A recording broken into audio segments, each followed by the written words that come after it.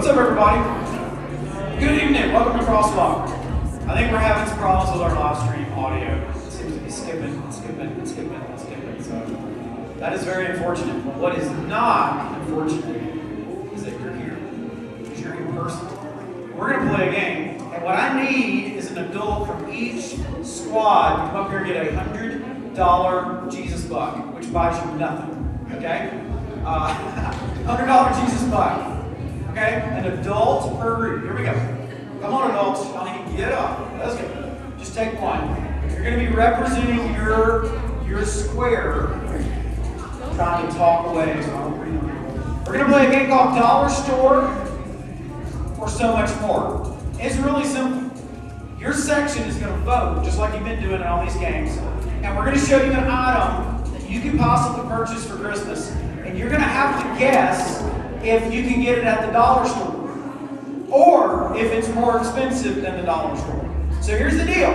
If your section, if you vote and you think it's more, you raise your hand. If you don't, you just keep your hand down. Does that make sense? Dollar store, hand down, more, hand up. And leaders with the $100, if you feel like it's more than the dollar store, you hold your dollar up. And that's how I know that's what your section says. I hope that makes a lot of sense. It probably doesn't. Let's play. Let's try one of these. Here we go. First one is this. That item, is that a dollar store item or so much more? Get a consensus in your group. You got about 5 seconds and then your leader's going to vote. All right. Okay, I need to know. In the back, Brad, what are y'all saying? What are y'all saying? Dollar store. Everybody says dollar store. Let's see. It is a dollar store. You got it correct. If it's more than a dollar store, you raise your money up. All right, here we go. Next one. Dollar store or so much more? You got 10 seconds. Go.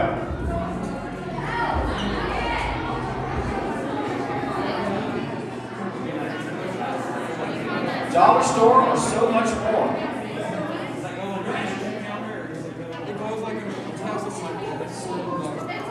All right, let's take a vote. On the count of 3, I need the leaders to stand up. So we need to do this at the same time because people can actually cheat and change their vote. So on the count of 3, you have to hold the dollar bill over, you don't. Ready? Here we go. 1, 2, 3. Okay. You guys say dollar store. The other 3 say no. It is so much more. You get it at Target for apparently $15. Let's look at the next item. Let's look at the next item. Is that a dollar store item or is it so much more?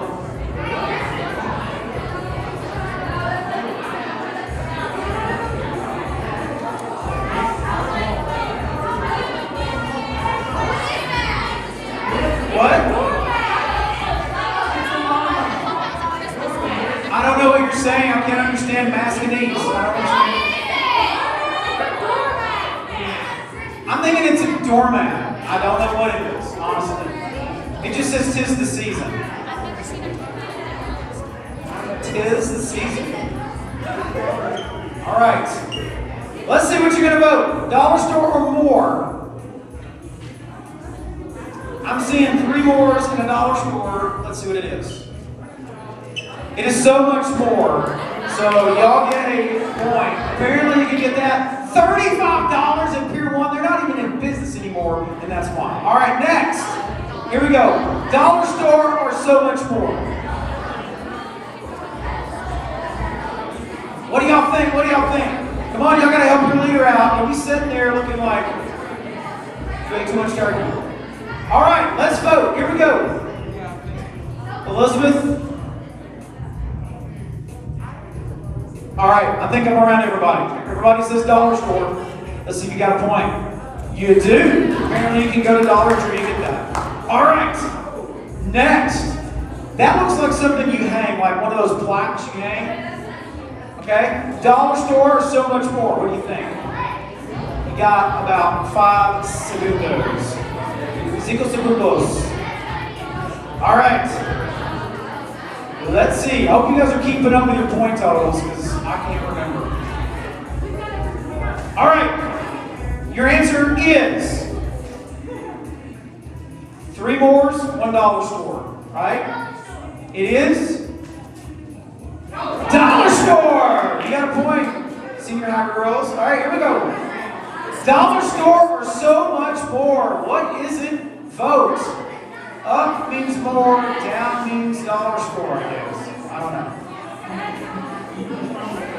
You guys are watching at home. Thanks for joining us. We have a little bit of an audio issue, but I think it's straight now. We're just not on a really good mic, so it's going to sound really echoey, but at least it doesn't sound like a bad rap song.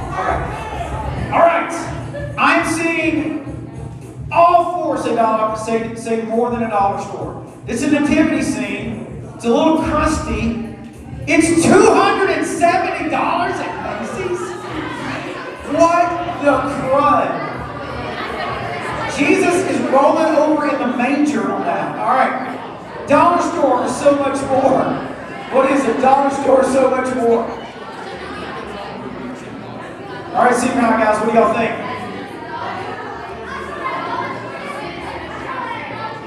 All right. Let's vote. Okay, Brian, what do y'all say? Dollar store, so much more. Dollar store, dollar store. The survey says. So much more! High school girls, what is your point total? 6! Oh my goodness! Y'all, by the way, who's got those ping pong balls? Y'all do. And it's looking like you're going to get more. Tucker, how many more of these bad boys we got? About 5 more, 4 more, something like that? All right, dollar store is so much more. Dollar store is so much more. This looks like a toy truck with a tree with dandruff on it. Or a frosted mini wheel in the back. What do you say?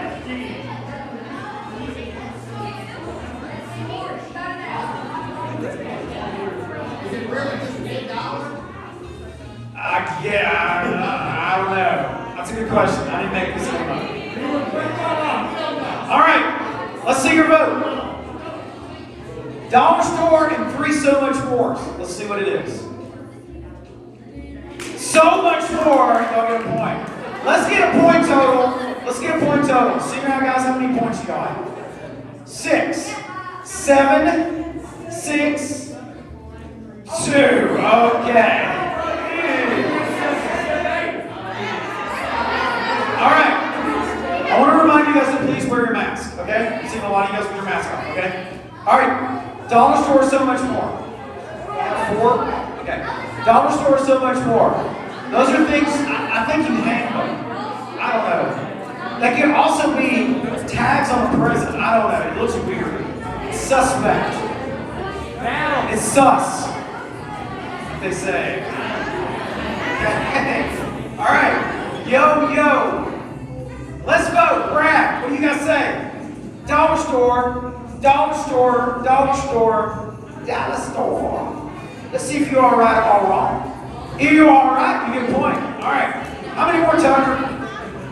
1 more. Try this one. Here it is. Dollar store or so much more. That looks like a Chewbacca, a really bad Pez Chewbacca or something. Oh, it's a Nutcracker Chewbacca. I don't know.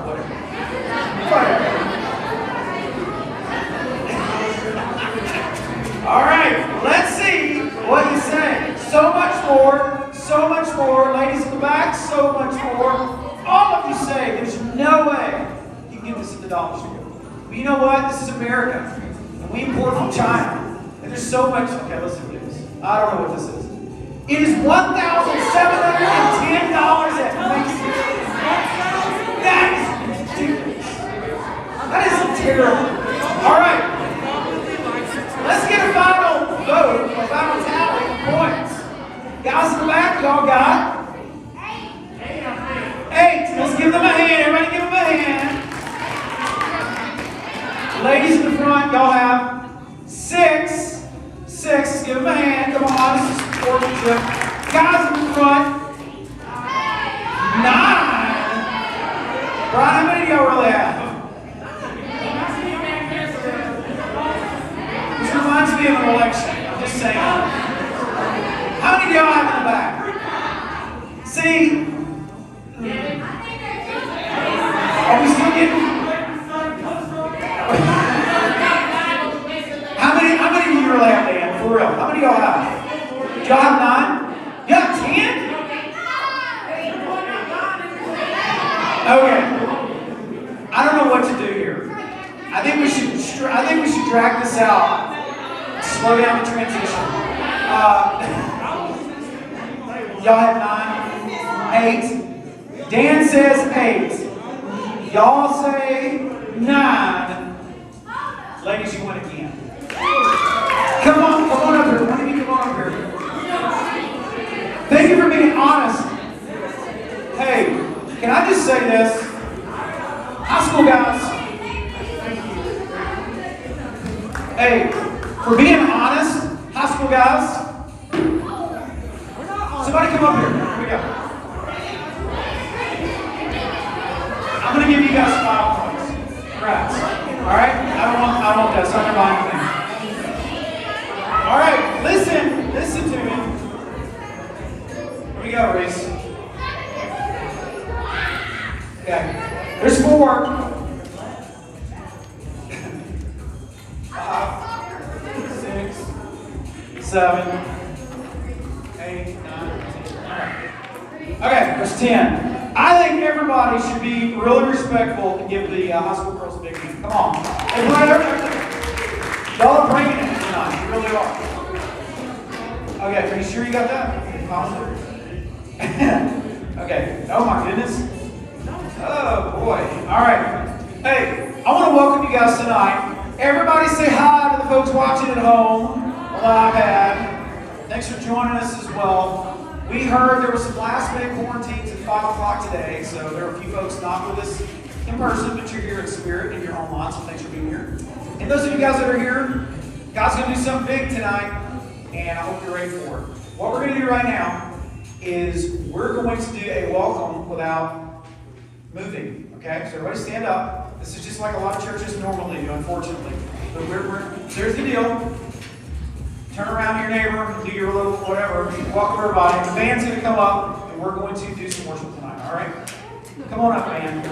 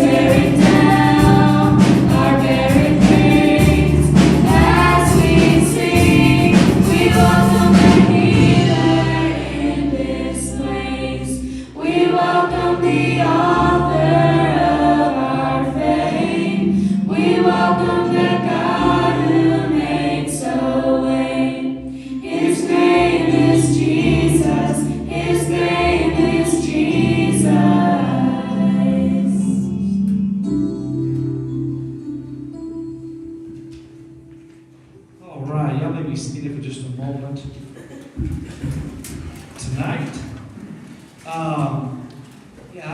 I can tell you're really worshiping the Lord tonight, and we certainly appreciate that. He is certainly worthy of our praise.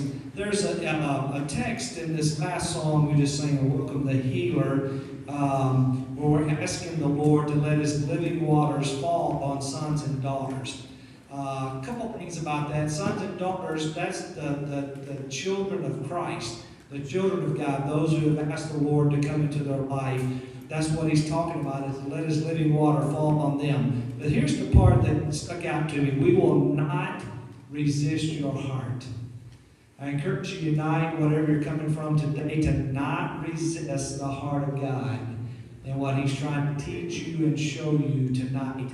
Not only as Brandon comes in just a moment and shares the word, but also as we worship tonight. We're going to do a new song tonight. It's called King of Kings. It's actually kind of a new Christmas song that we want to do tonight. And it's very simple. Of course, it says, praise the Father, praise the Son, praise the Spirit, 3 in 1. God of glory and majesty, praise forever to the King of Kings. So whatever you're going through tonight, I just pray you'll surrender that to the Lord and not resist the heart of God, okay? Let's all stand back up and be worshiped.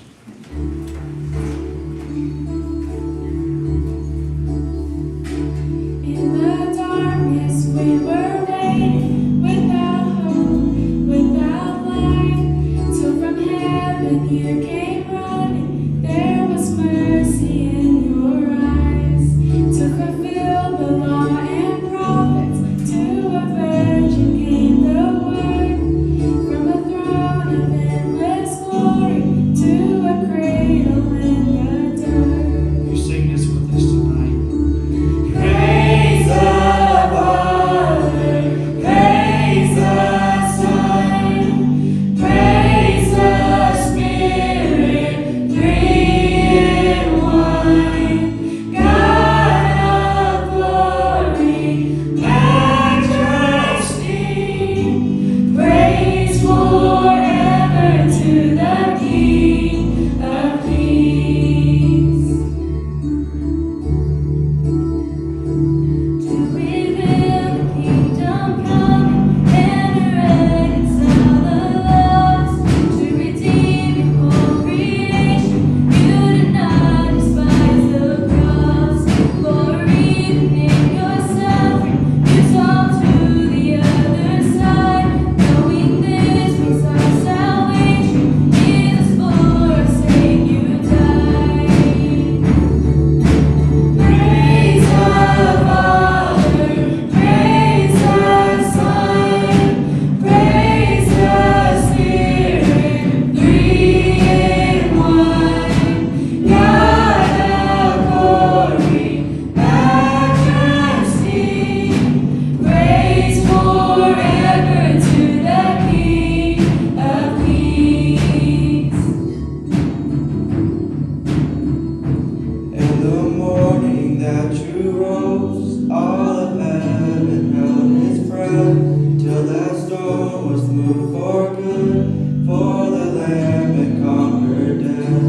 And the dead rose from their tombs, and the angels stood in awe, for the souls of all who come, for the Father are restored.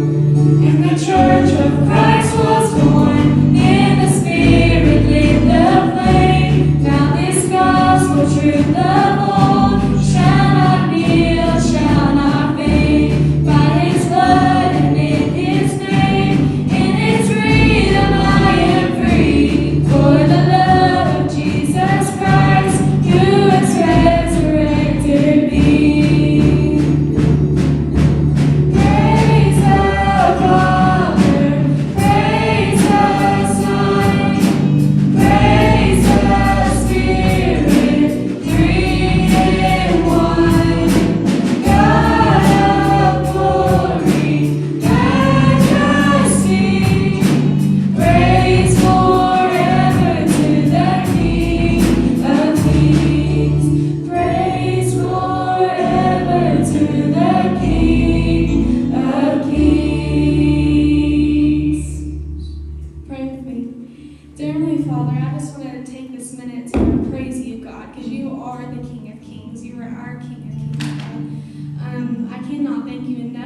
giving us the opportunity to be able to come here and praise you, God.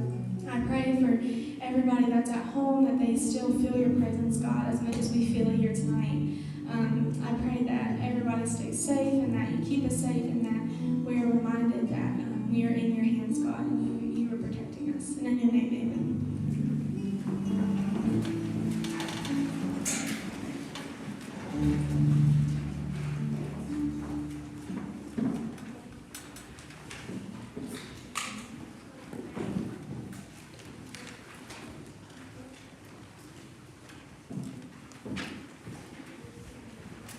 All right, I want to invite everybody to get a pen and a handout. We're going to take a few notes tonight. We're starting a new series, and it is really simple, but it's really hard to do. And that's the word, it's everywhere, joy, okay? I know this is going to seem a little cheesy, and that's okay.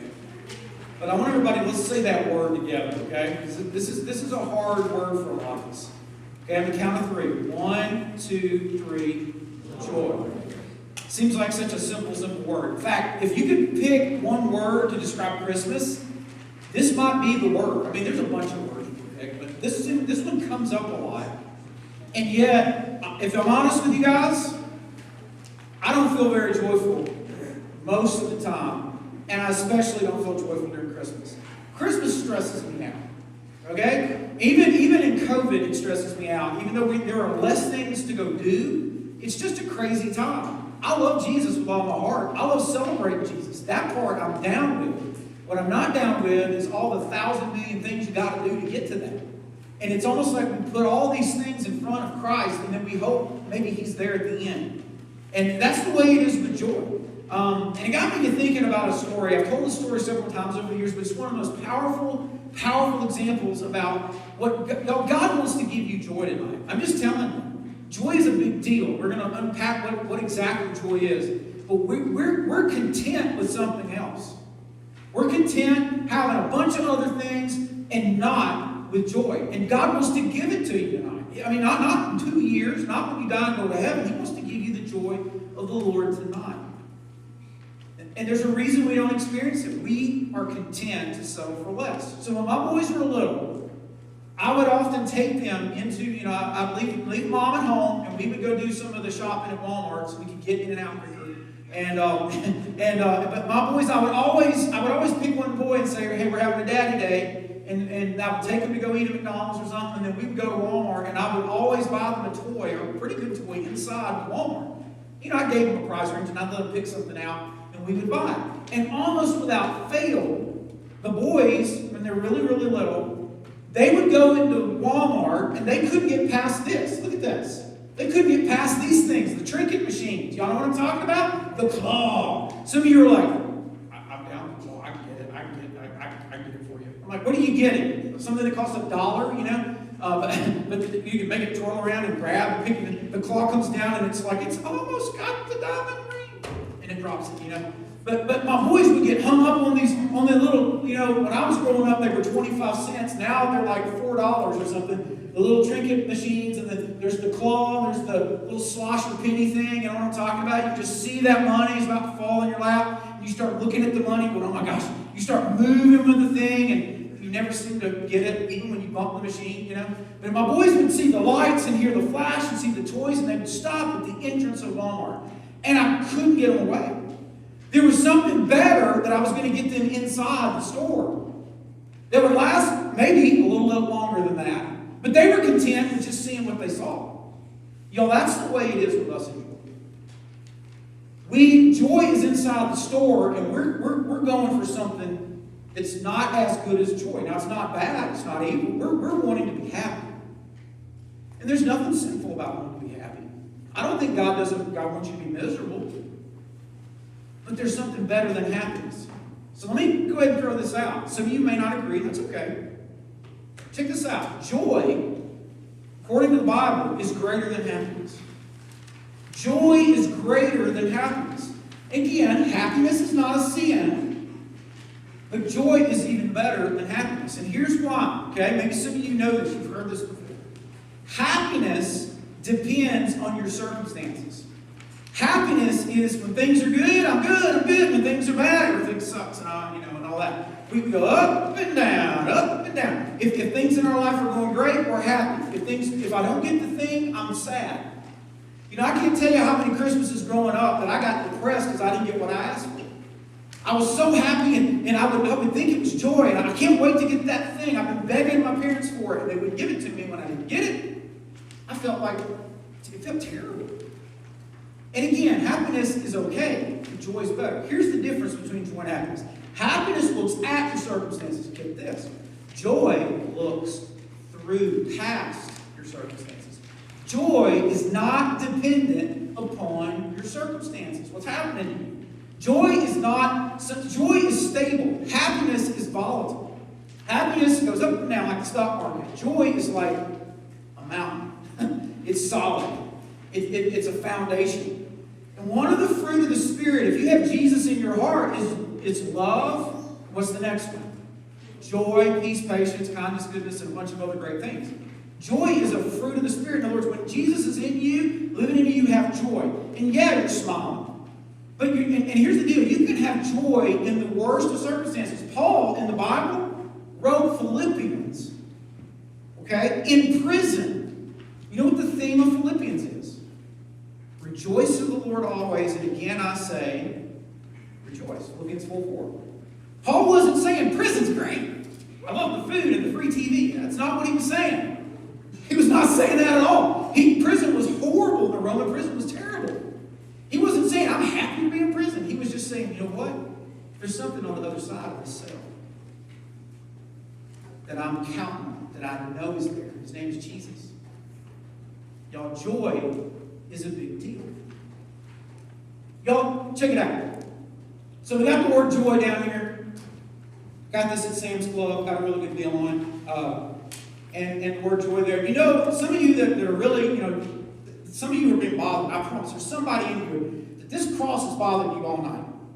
You didn't like it in front of the screen. You wonder, why did it move from over here to over there? It's kind of like the monolith that just disappears and reappears, if you've been following the news. And it's in front of joy. Some of you are like, why is the word joy blocked? Why is it in there? It's because of this verse. Check it out. Hebrews 12, it says this, and this is written to Christians. It says, hey, let's endure. Let's run with endurance the race that God has set before us. How do we do it? We do it by keeping our eyes on Jesus. Not our circumstances, Jesus. Okay? The champion who starts and perfects our faith. And watch this. Because of the joy awaiting him, he endured the cross, disregarding its shame. And you see that little phrase, because of the joy awaiting him, he endured the cross. See, the writer of Hebrews is saying we need to endure. We're going through a tough time in life, and it's easy to look at the circumstances and get discouraged and just just give up hope and wonder, is this ever going to get any better? Or are we going to still keep getting sick? Or is things going to improve? And some days we're great, some days we're bad. We just do this and do this and do this. Jesus had joy going to the cross. Y'all, the cross was terrible. Your insides were hanging out of your back from being whipped. You were nailed through your hands. You drowned. You die from crucifixion, from drowning in your own blood and water that just, collects because you're heaving. It was a terrible, terrible thing. And he wasn't saying, it's awesome, I can't wait for the cross. No, this is what he was doing. Jesus didn't look at the cross, y'all. It says, for the joy awaiting him, he endured this. The joy was on the other side of the cross. Y'all follow me? Jesus knew that if he went through this, the result would be this for any of you that wants it. And because of that, he was able to endure this. You see, our problem is we keep looking at whatever we're feeling, the cross we're carrying right now, the things that we're facing, the things that people have done to us, or the things that we think should happen that haven't happened yet, and we give up. We just don't even want to talk about joy. It's a terrible word. And Jesus is not saying, ignore this. He's saying, yeah, this is here, but there's something here too. See, here's the deal, ladies. I don't understand how in the world y'all can have kids, okay? I mean, I understand. I've been to health class. I understand that.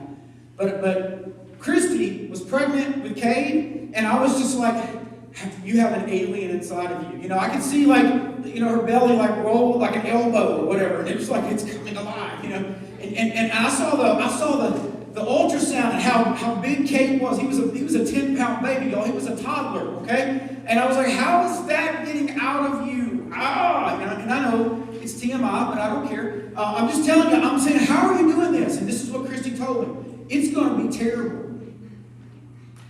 But I'll do anything to hold that baby. There's joy on the other side of the terrible. Are y'all with me?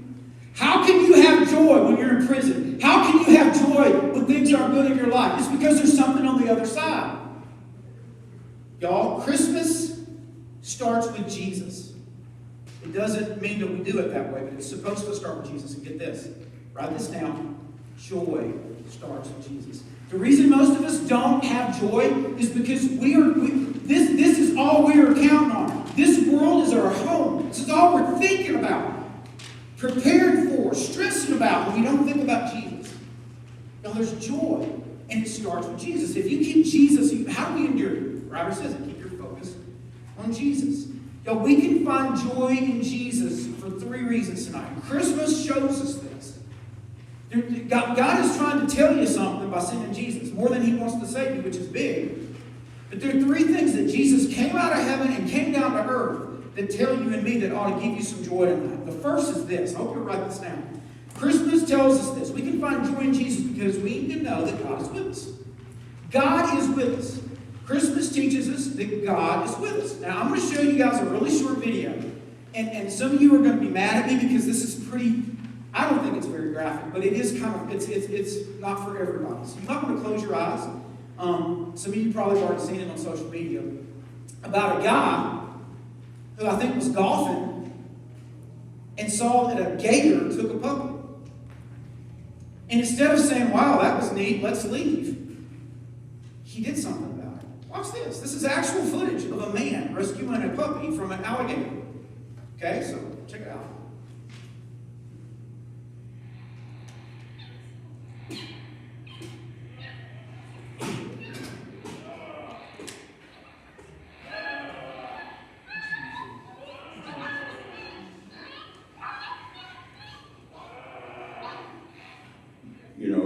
Instinct just took over and adrenaline kicked in, and I just went right in the water after the gator and gone. And he kept the cigar in his mouth the whole time. I mean, that's just talent. I don't know what that is. It's like, I'm going to keep smoking this tobacco, whatever. But he was like, man, listen. You listening? Jesus didn't just say to you and me, I hope y'all make it. I love y'all. Come on, you can do it. Here's a love letter. Here's Philippians. God just didn't give us a love letter. You know what Jesus did? He stepped out of heaven and he became like you. And he said, I'm with you. I'm not some God up in the sky that doesn't get what it's like to be a teenager. I'm going to become a teenager. I'm not this deity that has all these big, oh, you got to do this, and oh, you got to do that, and all these commandments, and I can't relate to people. No, I'm going to become just like you. Y'all, he left heaven. Oh, I don't think we can fathom the sacrifice it was just to step out of heaven. Before the cross even came up, just to leave heaven was hell. Because it's so good. And Jesus did that. And we celebrate that during Christmas. In fact, there's a word you hear a lot at Christmas. It's the word Emmanuel. Emmanuel means God, what? With us. God is with us. That means he became like us. Yes, he's God, but yep, he's also a man. See, some of us only think Jesus is just God, and some of us think, well, Jesus was just a good man. No, he was both. He was fully God and fully man. Now, how does that work? I don't know.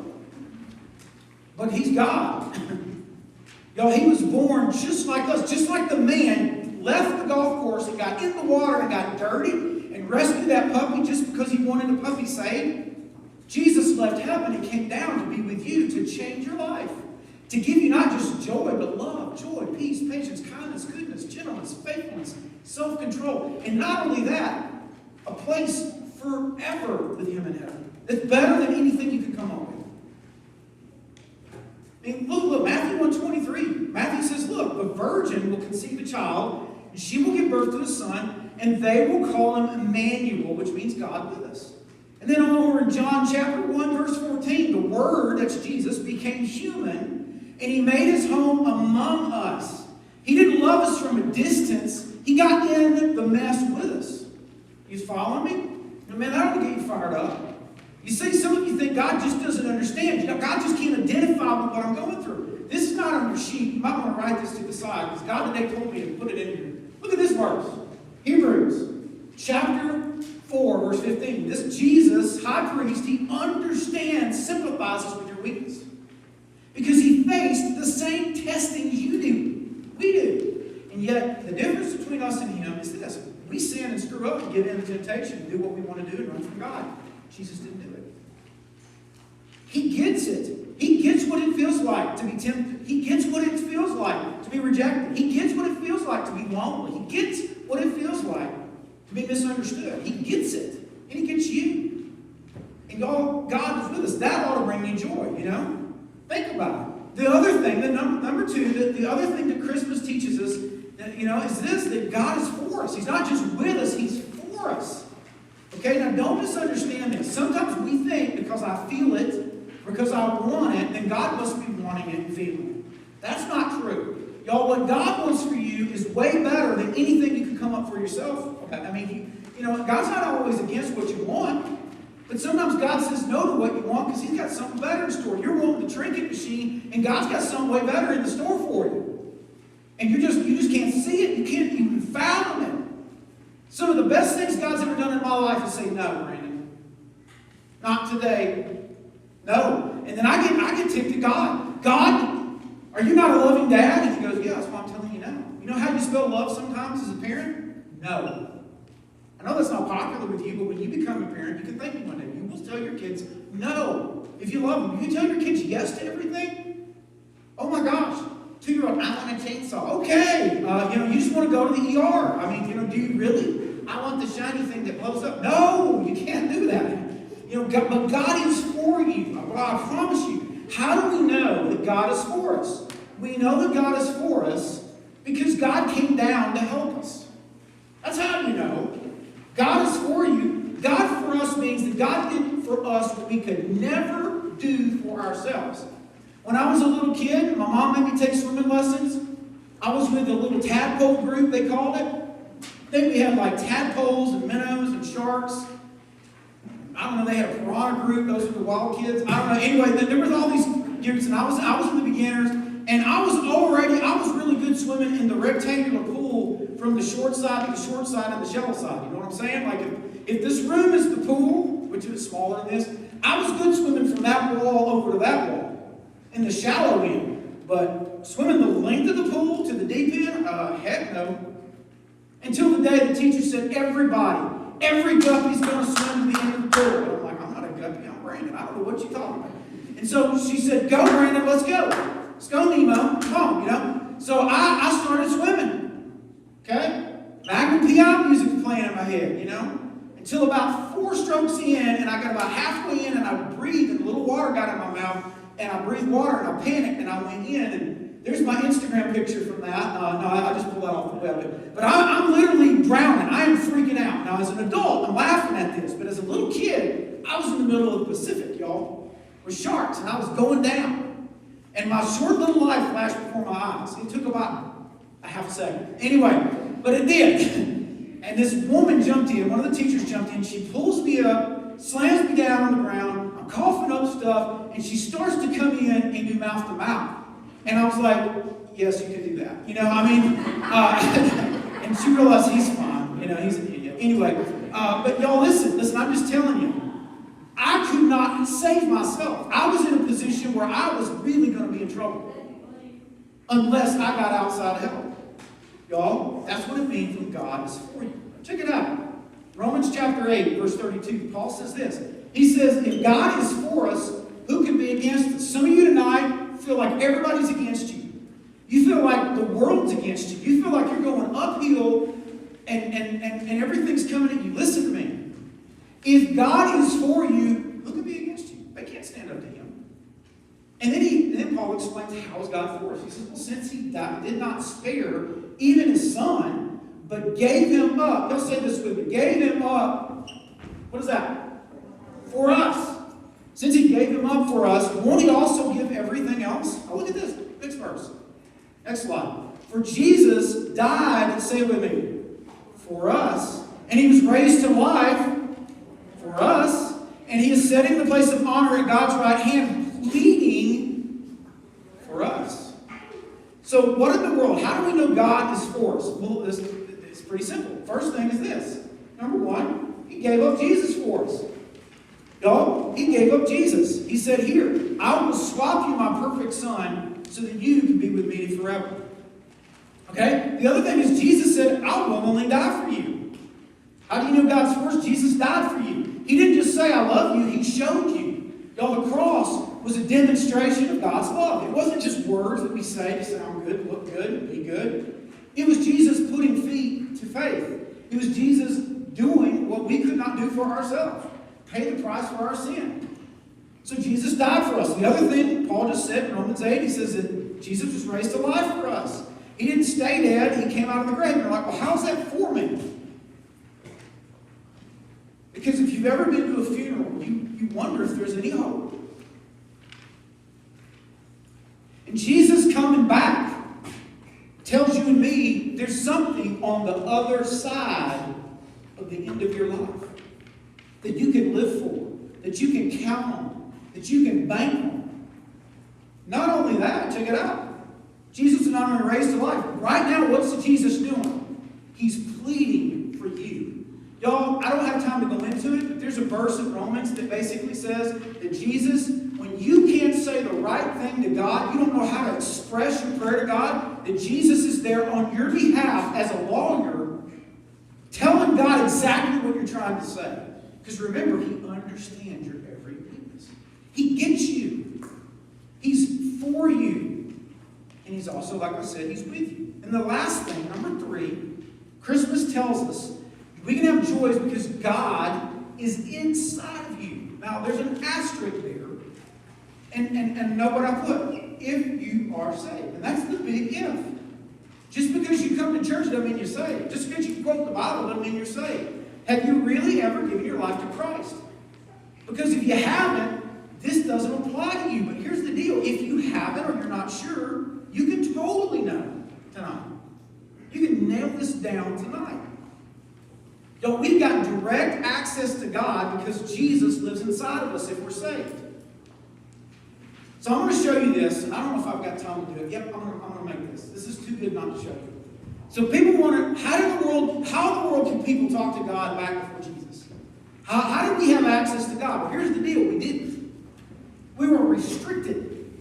So in the Old Testament times, and by the way, what I'm about to show you is the New Testament version. Herod rebuilt the temple.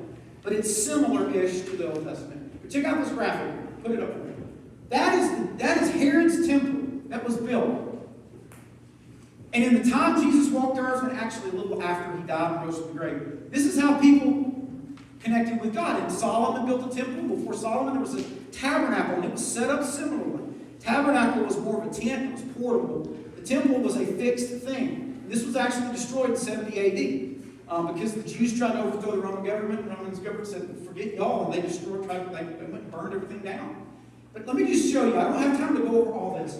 But if you were not a Jew, you're a Gentile. By the way, the Holy of Holies is where the Ark of the Covenant was kept, the 10 Commandments, all these holy artifacts, and God would literally come down and rest one day a year, and the high priest would go into there and sacrifice an animal on behalf of everybody's sins.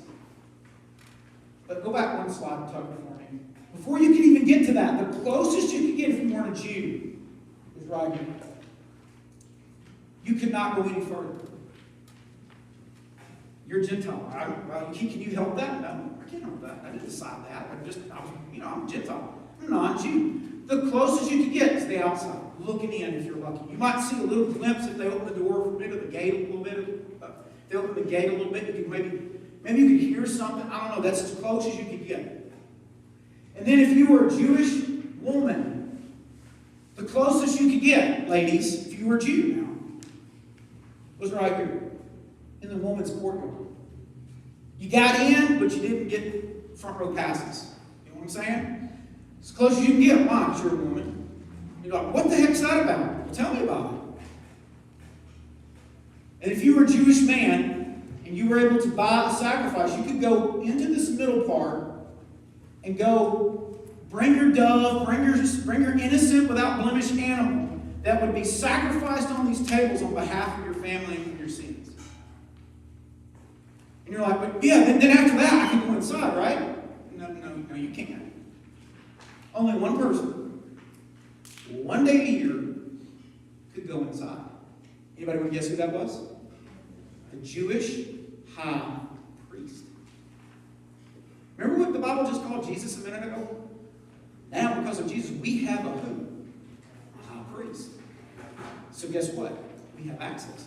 But see, before that, you couldn't get in. You couldn't get in. You were restricted. And so when Jesus came, y'all, that's why the temple, there's a veil. You probably can't see it. But once you go into the holy place, there is a veil that would separate the inner holy from the outer holy, believe it or not. And the high priest would go through the veil. It was a thick thing. He would have a rope tied around him and a bell on him, because if he did something wrong, the holiness of God would eradicate him, and he would hit the ground and nobody could go in and save him. So they would have to pull him out of the rope. I'm not making this up. And so when Jesus died on the cross, the Bible says the temple veil was ripped. Y'all, that was telling us two things. When the veil was ripped, we can now get in. But listen to this. Jesus, God, got out. And he don't want to just get out and run to the earth. He wants to live inside of you. He wants you to be the temple he lives in. It's a big deal. You may not think it is, but it's huge. And when you really invite him in, and you mean that, it changes your life. He starts changing your life. See, check it out. Look at these circles. We're just about done, I promise. Look at these circles. When we sinned, God and man became separate. And there's no way we can get back. Go to the next slide, Tucker. Sin is when we miss the mark, we cross the line. God says, don't go past it, we do it. God says, do it, we don't do it. And when we sin, there's a separation between God and man. Y'all, Jesus coming. Christmas ought to bring joy to your heart, because Jesus came down, and watch this, check it out. And he paid the price for your sin. Do you see how the circles overlap? Jesus overlaps God the Father, and Jesus overlaps mankind. And he brings us together. And you're like, where do you get that out of the Bible? Well, I get it right here. Jesus said, John 14. Check it out. John 14:20. Jesus says, when I'm raised to life again, you will know, now watch this, that I am in the who? The Father. You see the Jesus circle being in God the Father? And then Jesus says this, and you are going to be in me. You see the man circle and Jesus overlapping? And then Jesus goes on and says, and I am in you. In other words, if you know me, you have access to the Father. You see, y'all, God in us means this. We don't now have to have a special place to connect to God. We don't have to have a special person to connect us to God. We don't have to have a special time to connect with God. You can connect with God just as you are. Jesus didn't just come to earth to hang out. He came to get in your life and change your life from the inside. In fact, he's at the door knocking. Revelation 3:20 says, Jesus says, I'm standing at the door and I'm knocking. If you hear me, open the door and I'll come in. Now, you hear people say this all the time. Go back to this verse real quick. People use this all the time and say, if you need Jesus and you're not saved, he's knocking at the door of your heart. Well, he is. But I got news for you. You know what Revelation was written to? Was it written to unchurched people?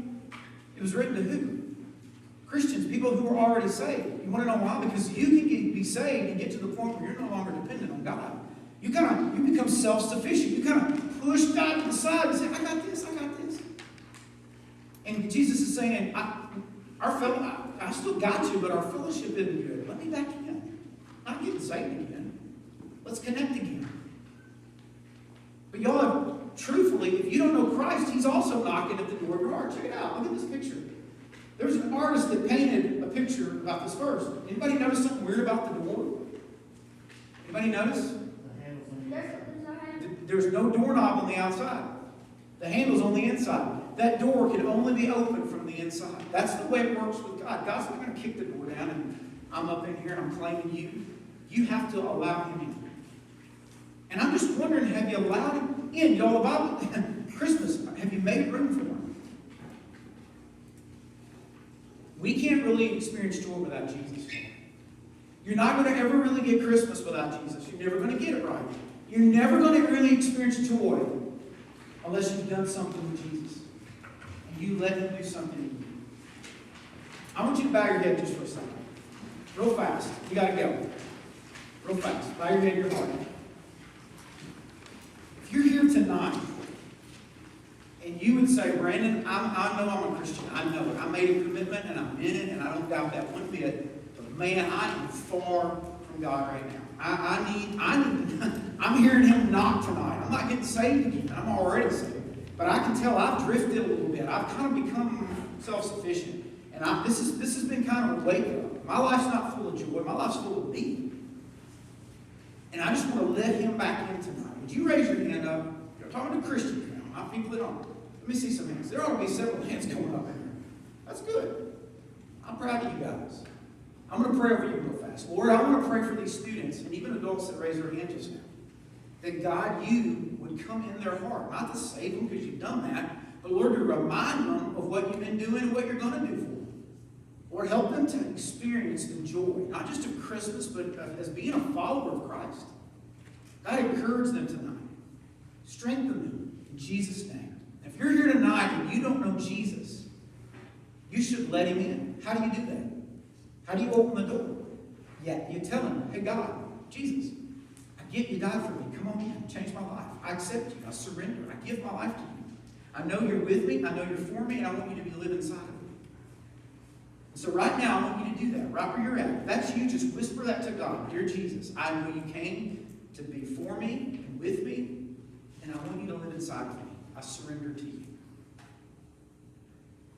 If you just prayed that prayer, I want you to tell somebody tonight. I mean it. You can text me. My number's at the bottom of your handout. Say, hey, I prayed that prayer tonight. You can tell your life group leader, I prayed that prayer tonight. But don't just settle on it. Let's celebrate it. God's got a plan for your life. Jesus, it has been good to talk about you tonight. It is awesome that, God, you want to give us joy, not just when we get to heaven, but, Lord, right now. In fact, Lord, you reminded me today that joy is almost like a down payment, a taste of heaven before we get there, while we're still here. And I'm asking you, Lord, to give that to so many of us, Lord. This has been a hard year for so many reasons. And as we're going into this Christmas season, God, it's going to be really easy to miss it. To get through it, hoping things will get better on the other side. But Lord, you can give us joy in the midst of the season. And I want to pray specifically, Lord, for the students who just said yes to you, that they would have the courage to open up and to say, I did that. I gave my life to Christ. And I pray that in Jesus' name. Everybody said what? Okay, listen to me. We don't have time to do an invitation tonight. I talked too long. That's okay. The invitation can be your group time. So listen, be serious in your group time. Go through some of these questions. Talk about this. Wrestle with this. If there's something you don't get, talk about it. Hey, I don't get when Brandon said this. I don't get what the Bible says about this. Unpack this. Get this into your heart. Don't walk out of here and go, wow, it was a good lesson if you don't know what we talked about in 2 minutes. Hey, before you go, a few announcements to make. Tucker, if you want to put these up here.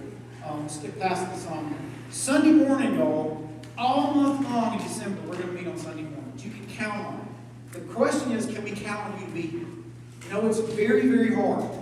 But I'm going to ask some of you to get up, make a point to get here, and come in here. Miss Jessie Blevins and I are going to be teaching a very special series on Sunday morning, every Sunday in the month of December, starting this Sunday. We're going to play a game or two, do a couple of other things, and it's literally an hour. It's not very long at all. So before we go down and have worship, I hope we'll get up early and be here. You know, man, I'm telling you, God's been showing up when we meet up on Sunday mornings. The other thing is this. Sunday night is the last Ignite of the year. We're not going to meet on Sunday nights after this coming Sunday night until January. And so I hope you'll show up if you can this Sunday night. We're going to have kind of a one-time lesson. It's not a series. There's a couple of cool games we're going to play, give away some prizes, have a lot of fun, and just encourage each other. All right? And then, just to put this on your calendar, the last crosswalk of the year is Wednesday, December 16th, 6:30 to 7:45, same time. It's basically 2 weeks from tonight. Yep, 2 weeks from tonight, the last crosswalk of the year. And we're going to have a big crosswalk party. We normally have a ton of food. We normally do a lot of games. Well, we're going to do games. We're going to have food. It just won't be what it normally is with a survey line. Because we'll have some stuff for you, I promise. And we're also going to have our dress-up contest if you want to do that. And I'm going to get a $100 gift card to best costume, okay? And it'll be you voting. So think about your costumes. It can be an ugly sweater. It could be a Christmas character. It could be a thing. It could be the monolith with a bow on it. I don't know. Anyway, aliens are invading us. Anyway, crosswalk's coming up. Christmas party. So put that on your calendars. And we'll put that on social media. And man, download that. Put it in your phone. Get ready. Get real. Everybody, I love you. Hope to see you Sunday. Let's go to group time, okay? All right? Put your chairs up.